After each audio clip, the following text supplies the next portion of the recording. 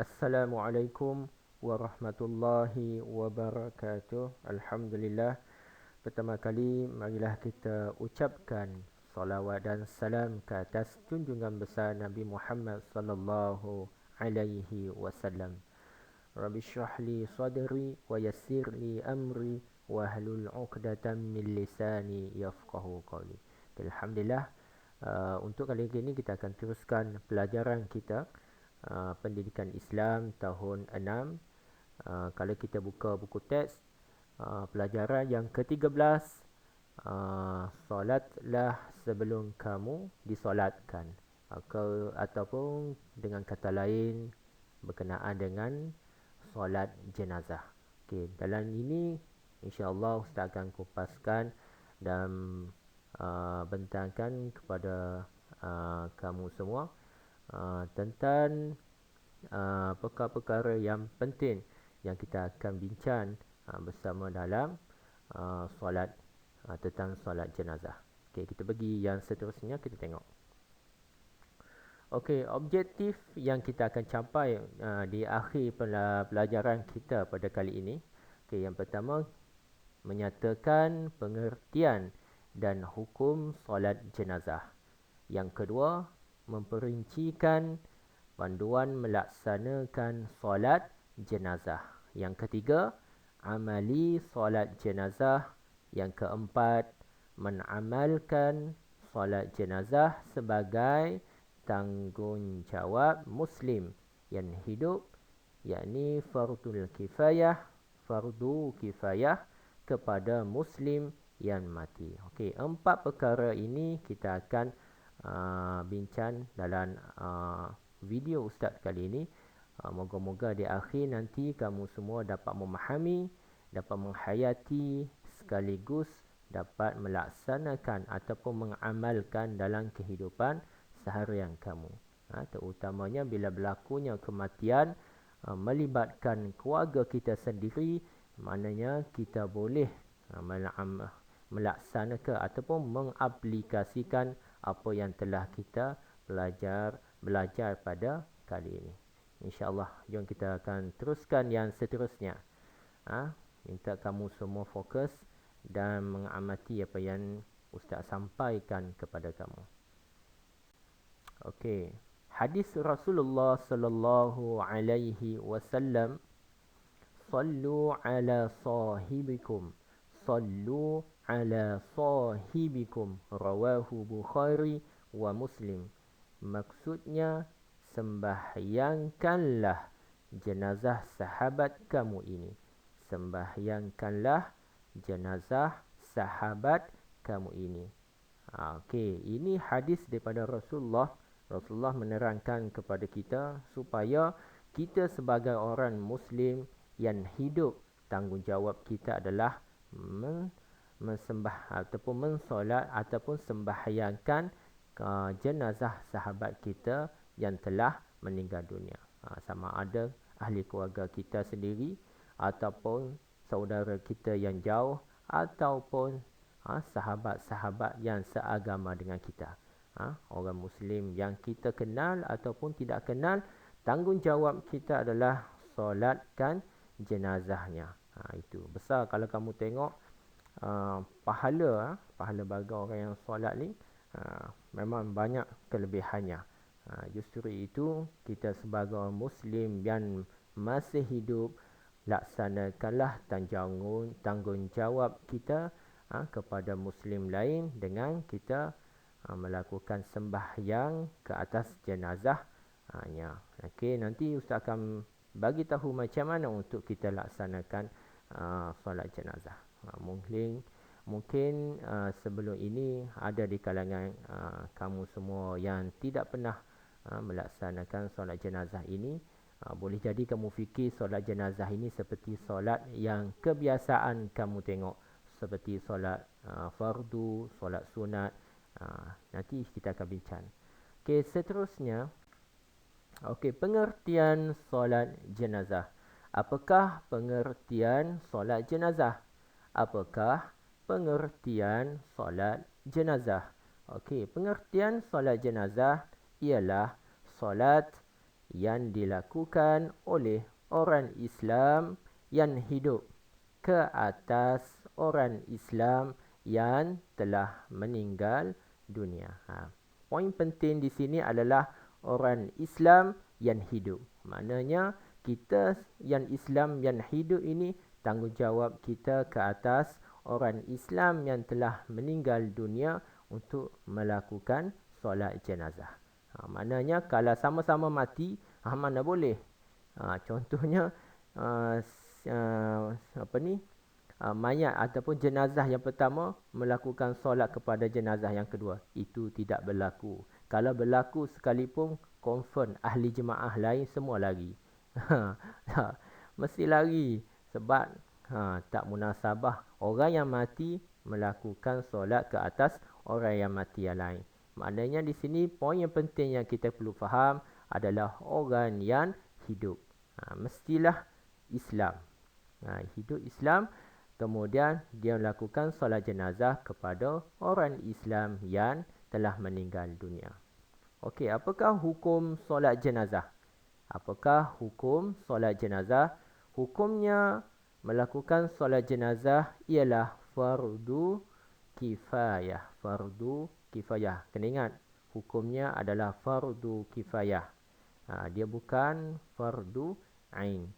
Dia fardu kifayah. Okey, bagaimana cara solat jenazah dilakukan? Ini yang kita akan perincikan akan datang macam mana solat jenazah itu dilakukan. Dan kita akan tunjuklah daripada step yang pertama sampailah yang terakhir bagaimana tata cara untuk melakukan solat jenazah. Okey. Cara melaksanakannya ialah sunat dilakukan secara berjemaah dan sah dilakukan secara bersendirian. Maknanya yang kita faham di sini, dia boleh dilakukan secara beramai-ramai. Bila kamu tengok jenazah itu dibawa ke masjid, biasanya imam akan memaklumkan kepada ahli jemaah untuk sama-sama melakukan solat jenazah secara berjemaah. Sebab tu kamu tengok ramai-ramai pergi solat jenazah. Dan ia juga boleh dilakukan secara individu atau perseorangan, kamu seorang-seorang. Maknanya jenazah tu berada di hadapan, kemudian kamu seorang-seorang yang solat jenazah pun sah lakukan solat jenazah itu. Okey, yang kita faham sini boleh dilakukan secara berjemaah dan secara individu. Okey, seterusnya. Okey, kedudukan iman ketika solat jenazah. Kedudukan iman ketika solat jenazah. Ini penting. Untuk yang kita permulaan ini kita kena tahu. Ini adalah nilai tambah untuk kita tahu. Kalau tak, kita main hentam sahaja solat itu. Okey, kedudukan ini antara iman dan jenazah ketika solat jenazah ada dua. Dua keadaan. Satu, jenazah itu lelaki. Yang kedua, jenazah itu perempuan ataupun khunsa. Perempuan ataupun khunsa. Khunsa ni dia ada dua. Dia ada dua alat kelamin. Maknanya ini kes lain lah.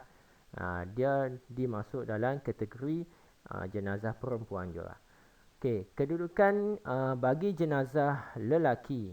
Okey, letakkan kepalanya di sebelah kiri imam. Kalau kamu tengok imam tu berada di depan, dia menghadap kiblat, kamu tengok di kepala imam tu sebelah kiri. Kamu tengok sebelah kirinya imam dengan bahagian badannya di sebelah kanan imam. Manakala imam berdiri di bahagian kepalanya. Pentingnya, kepalanya menghadap kiri imam, badannya sebelah kanan, dan imam tu berada di bahagian kepala jenazah. Kamu tengok, kamu bayangkan kamu berada di hadapan menghadap kiblat, kanan, kiri. Okey, kepala kiri. Letak jenazah tu di kiri, dan badannya ke kanan dan kamu berada di bahagian kepala jenazah. Itu adalah kedudukan jenazah lelaki. Okey, bagi jenazah perempuan pula, letakkan kepalanya di sebelah kanan imam. Okey, imam berdiri di hadapan, sebelah kanan imam kamu letak jenazah perempuan ataupun khunsa, dan sebelah kiri imam kamu letakkan badan jenazah. Manakala kedudukan imam ni dia berdiri di bahagian punggungnya. Mana bahagian pinggang tu, pinggang ke bawah tu, bahagian punggung, jenazah diletak bahagian depan, imam berada di kedudukan itu. Maknanya kalau kamu tengok biasanya seakan-akan imam tu berada di bahagian tengah. Senang aja bagi kita sebagai makmun, kita nak tahu jenazah itu lelaki atau perempuan, kita tengok kedudukan imam tu berada. Kalau imam tu berada dekat dengan di hujung-hujung dan sebelah kirinya, mana itu adalah jenazah lelaki. Kalau imam tu berada di bahagian tengah-tengah, maknanya kita dah tahu itu adalah jenazah perempuan. Sebab apa kita perlu tahu kedudukan imam ini adalah untuk kita niat. Kita niat kepada si mati tu, sama ada dia lelaki atau perempuan, sebelum kita melakukan solat jenazah. Itu penting. Ini info ni penting untuk kita sebagai makmun untuk mengetahui. Okey, seterusnya. Okey, lafaz niat solat jenazah. Okey, lafaz niat solat jenazah. Okey, jenazah lelaki dan jenazah perempuan, kalau kamu tengok dari segi susunannya ataupun perkataan yang digunakan hampir sama. Cuma bezanya di antara, kalau kamu tengok ada perkataan yang berwarna merah, haza mayyiti, hazihi mayyitah.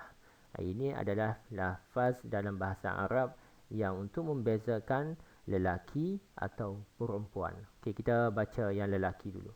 Okey, usalli ala hazal mayyiti arba'a takbiratin farda kifayatin ma'muman lillahi ta'ala.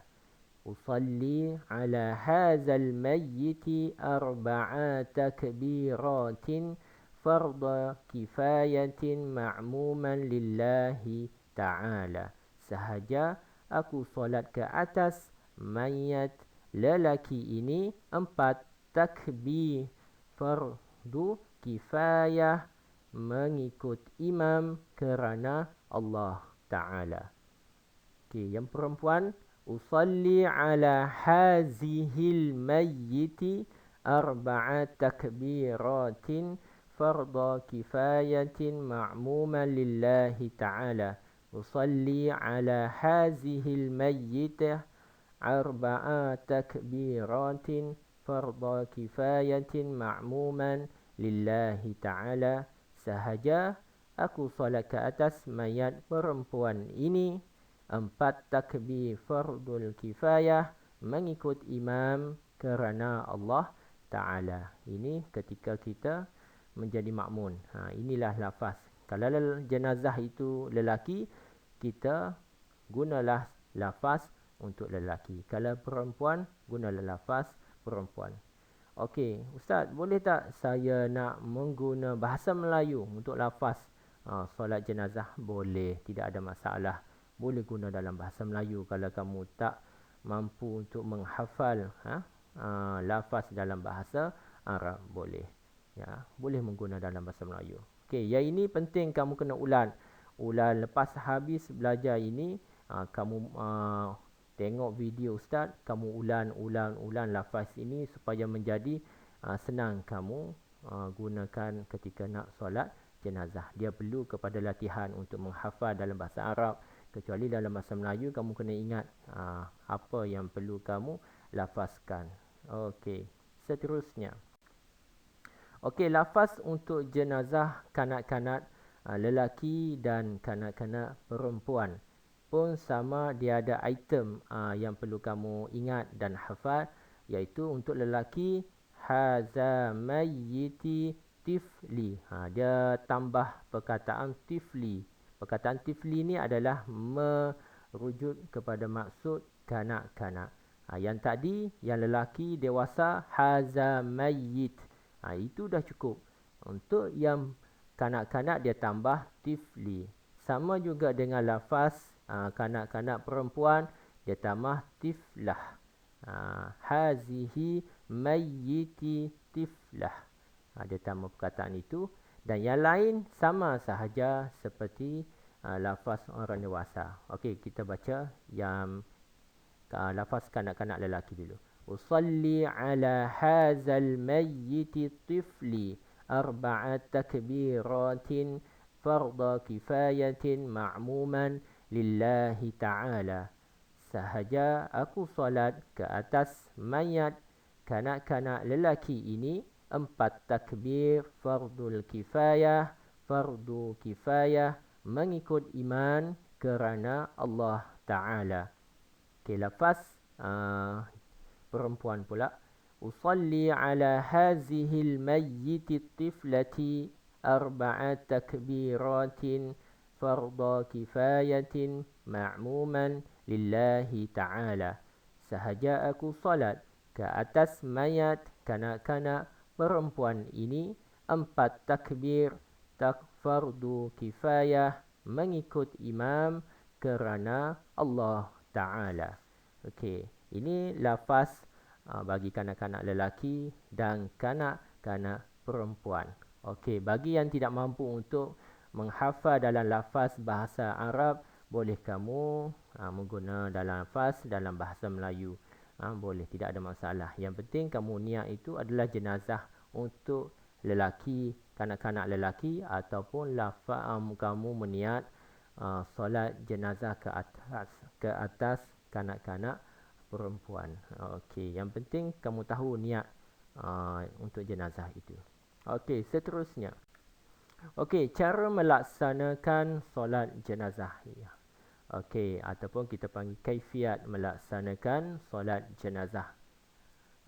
Ataupun nama lain dipanggil tata cara untuk melaksanakan solat jenazah. Okey, kita tengok satu persatu daripada awal apa yang perlu dilakukan sampailah selesai melaksanakan solat jenazah. Dan solat ini adakah dia sama seperti solat-solat yang lain? Kita akan tengok. Kita akan tengok satu persatu. Okey, yang pertama apa yang perlu kita lakukan? Okey, yang pertama untuk melaksanakan solat jenazah ia adalah berdiri bagi yang mampu. Okey, yang pertama mesti berdiri bagi yang mampu. Okey, kamu berada di bahagian jenazah itu, kamu sebagai makmum kamu berdiri. Berdiri. Macam mana solat? Adakah perlu mengikut barisan? Tidak. Kamu boleh duduk rapat-rapat di antara satu sama lain, sama ada bahagian depan, belakang, kiri, kanan, boleh duduk rapat-rapat. Dia tidak perlu ada satu ruang untuk kamu sujud ke rukuk, tidak perlu. Solat jenazah ini dia tidak perlu kepada sujud dan rukuk. Sebab tu dia boleh duduk rapat-rapat. Okey, yang penting yang pertama adalah berdiri. Kamu mesti berdiri dulu bagi yang mampu. Jika tidak mampu, kamu boleh duduk.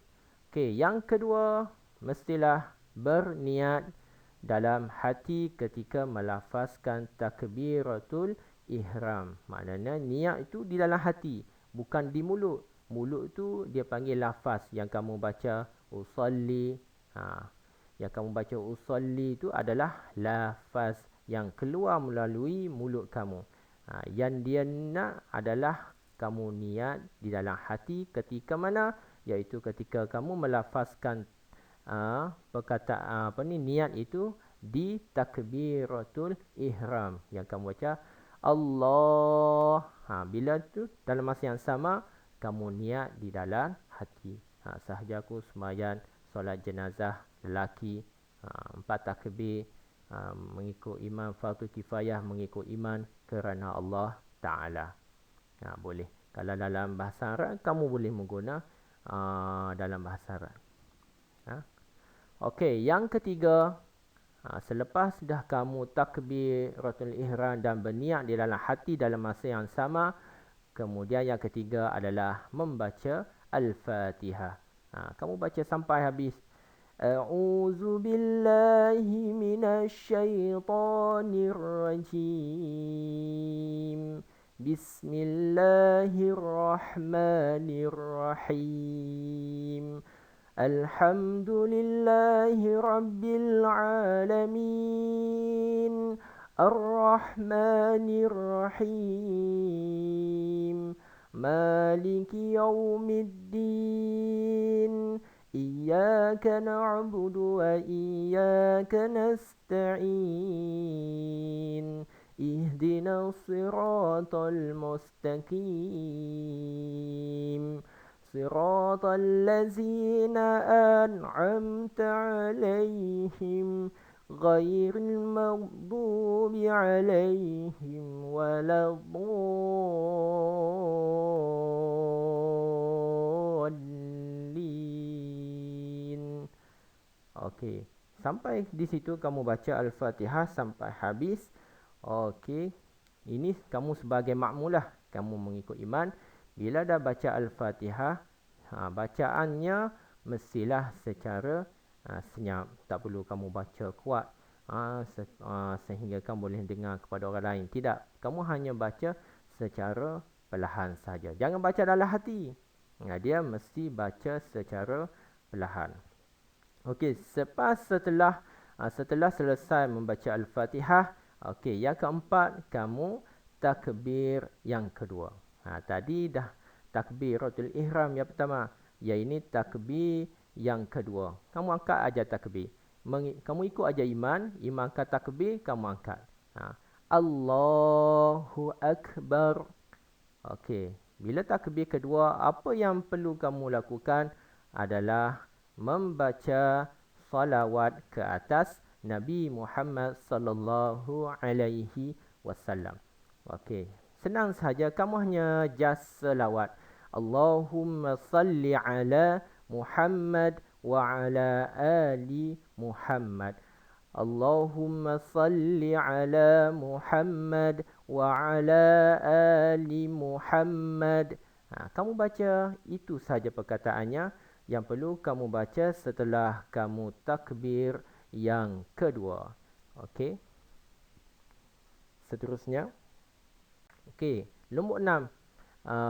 Selepas kamu dah berselawat pada takbir yang kedua, kamu takbir pula yang ketiga. Kamu ikut imam. Imam takbir yang ketiga, kamu pun ikut. Allahu Akbar. Okey, apa yang perlu kamu isi ketika takbir yang ketiga, iaitu doa untuk jenazah. Ini sunat. Sunat hukumnya, kamu berdoa untuk si mati itu ataupun jenazah. Apa doanya? Okey, doanya ini pendek. Perlu kamu hafaz. Kalau boleh tiap-tiap hari kamu hafaz, insya-Allah kamu akan dapat. Okey, dia ada dua, untuk lelaki dan untuk perempuan. Okey, doa untuk lelaki, Allahumma rfillahu warhamhu wa'afihi wa'fu anhu. Allahumma rfillahu warhamhu wa'afihi wa'fu anhu. Okey, bagi lafaz doa untuk perempuan, Allahumma rfillaha warhamha wa'afiha wa'fu anha. Allahumma rfillaha warhamha wa'afiha wa'fu anha. Okey, bezanya adalah kalau lelaki dia hu. Hu tu adalah ganti nama untuk lelaki. Ataupun yang perempuan dia guna ha. Sebab tu kamu tengok lafaz perkataannya sama kalimah. Cuma bezanya adalah hu dan ha. Hu merujuk kepada lelaki. Ha itu merujuk kepada perempuan. Okey, maksudnya apa? Ya Allah, ya Tuhan kami, ampunkanlah segala dosanya, limpahkanlah rahmat kepadanya. selamatkanlah dia, maafkanlah segala kesalahannya. Kita minta berdoa kepada Allah supaya si mati itu ataupun jenazah yang kita solat ke atasnya diampun oleh Allah, segala dosanya, dilimpahkan rahmat, diselamatkan dia dan dimaafkan segala kesalahannya. Mudah-mudahan bila kita mati pun orang lain pun akan solat ke atas kita dan memohon doa kepada Allah supaya merahmati kita dan diampunkan segala dosa-dosa kita. Okey, itu yang keenam. Dan yang ketujuhnya adalah baca doa tadi. Okey, yang setelah kita dah takbir yang ketiga, dah kita berdoa kepada Allah, okey, kita takbir yang keempat. Ini takbir yang terakhir. Jangan ditanya ustaz, tidak ada sujud kah? Tidak ada rukuk kah? Tidak ada. Sembahyang jenazah, solat jenazah, dia tidak ada rukuk, tidak ada sujud. Dia hanya melibatkan bacaan takbir dan bacaan.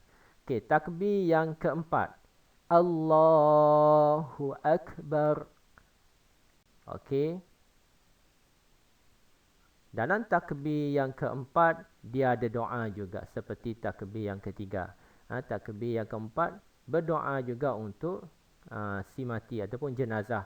Okey, doanya sama juga, ada dua lafaz, untuk lafaz lelaki dan untuk lafaz perempuan. Okey, kita baca. Allahumma la tahrimna ajrahu wa la تفتينا بعده واغفر لنا وله اللهم لا تحرمنا أجره ولا تفتينا بعده واغفر لنا وله. Bagi perempuan, Allahumma la tahrimna ajraha wa la taftina ba'daha واغفر لنا ولها اللهم لا تحرمنا أجرها ولا تفتنا بعدها واغفر لنا ولها. Okey, bezanya adalah seperti yang Ustaz bagi tahu tadi, iaitu hu dan ha. Okey, ini perlu juga kamu hafaz.